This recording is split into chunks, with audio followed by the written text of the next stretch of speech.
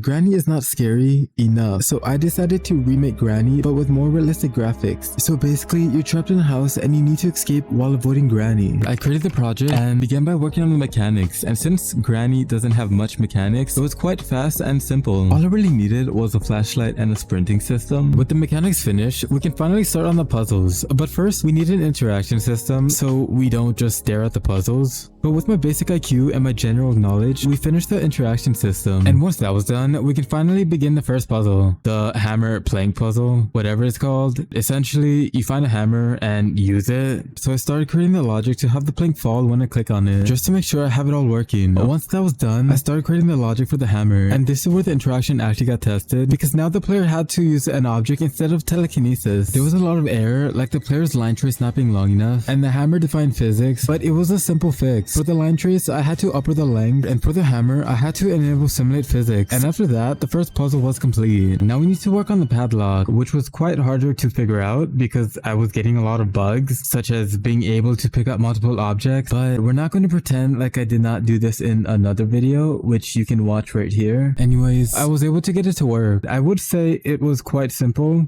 except it wasn't. Now the next puzzle is the code lock puzzle, and honestly, this one was way easier than I expected. There wasn't really much struggle, no weird bugs, no overcomplicated logic, just straightforward and easy. And after that, we needed to code the key for the main door. We need to have the main door able to open after all the locks have been unlocked. And I'm not gonna lie, I did struggle like a lot, but I managed to get it done. And let's say this was the least exciting part of the whole project. Now let's move on to something a bit more fun. We need to create the bell. It's not a granny game without the classic bell, so I began by creating a cylinder with the collision following that cylinder, and when the player overlaps with it, it will call this interface that will trigger the bell. And now we have got to replace these cubes before I pet my neighbor's hamster that is walking on the ceiling with no leash.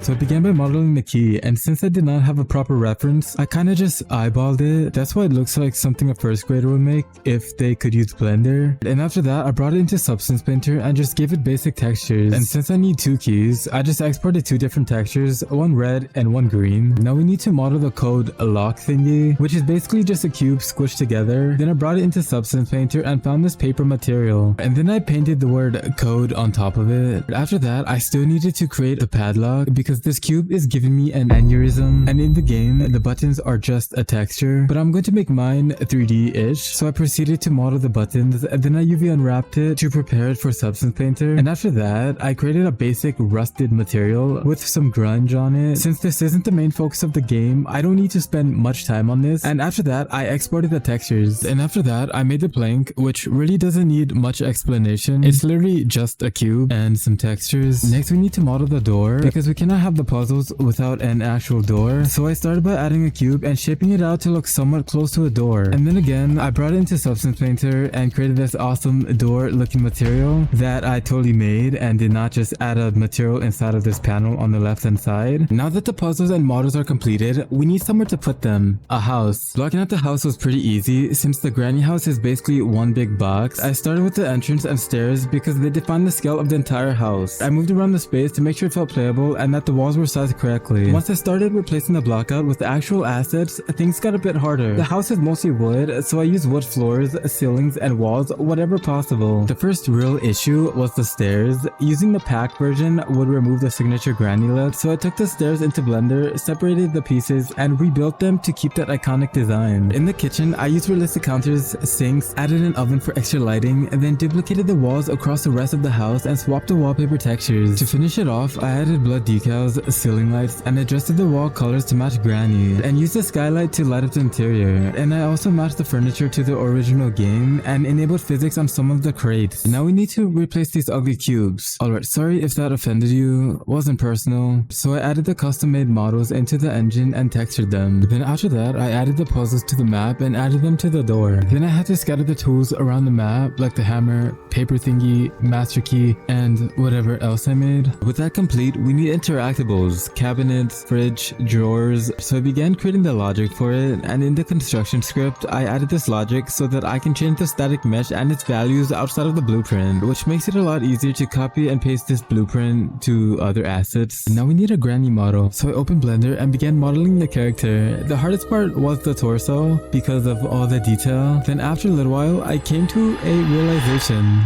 that I have no idea how to model a character. So I went with my next best option, Fab. I found this realistic granny model, so I bought it. After I added it to the project, but we need animations. But this granny model was not rigged properly, as you can tell. So I took it into Blender and started rigging the character myself. There was a couple issues, but other than that, I got it working. Now we can add proper animations to Granny, like this walking and hit animation. So I set up the logic to give Granny the proper animations. And next, we need to create the roam and chase sequence. So I started by creating the logic for the roam, which was quite simple. And then after that, I got this AI perception component that will chase the player on sight, and if she loses sight, she will go to the player's last known location. Now we need an attack, so I started by placing a camera component that will switch the player's camera when the player enters this trigger box, which will also play a hit animation. Then your screen will turn black and fade into the game. Now we need a bear trap, so I hopped back into Blender and began modeling the bear trap. My goal is not to make it perfect. Then I UV unwrapped it to prepare it for texturing, and after it was done texturing, I brought it into Unreal Engine. With that complete, I began working on the logic for this trap. It was both annoying and simple. I made it so that anything can interact with it, but if the player specifically interacts with it, then it will trap the player. But after that, I wanted to make a system where you can free yourself when you get stuck. So I proceeded by creating this line trace that will check if the player is looking at the trap, and if the player is, then you will be able to hold the button to free yourself. Next, we need to make Granny spawn the trap. Coming into this, I thought it would be simple, but there was a lot of bugs after another. It took me 45 minutes to figure it out. Turns out I was an idiot. It was a simple fix. The trap was not working on spawn because the trap was spawning under Granny, which led her to triggering her own trap. So I added tags to the actors that should be able to trigger the trap. Now it was time to build one of Granny's most important mechanics, noise from falling objects. I started by adding the second AI perception, this time for hearing. Whenever a sound is triggered, the AI reacts by moving to the exact location where that noise came from. To make this work, I added this hit event, so the moment an object hits the ground, it reports the noise event to Granny. This way, every dropped item instantly becomes a distraction, just like the original Granny game. Now we need a main menu, because we can't have the player start in this room. So I started with the environment, added Granny, and tweaked the settings of the lights. And then I had to set up the camera till I was somewhat satisfied. Messed around with a few of the settings. Then after that, I began working on the widget. I don't really have a proper idea for this main menu. And then I added a camera shake to make it feel more immersive. And then I added some post-processing and tweaked some of the settings to fit the theme of this game. With that complete, I still need to add sound effects to everything and anything. So I proceeded with that, and some of the sound effects I had to manually edit because they didn't sound too appealing.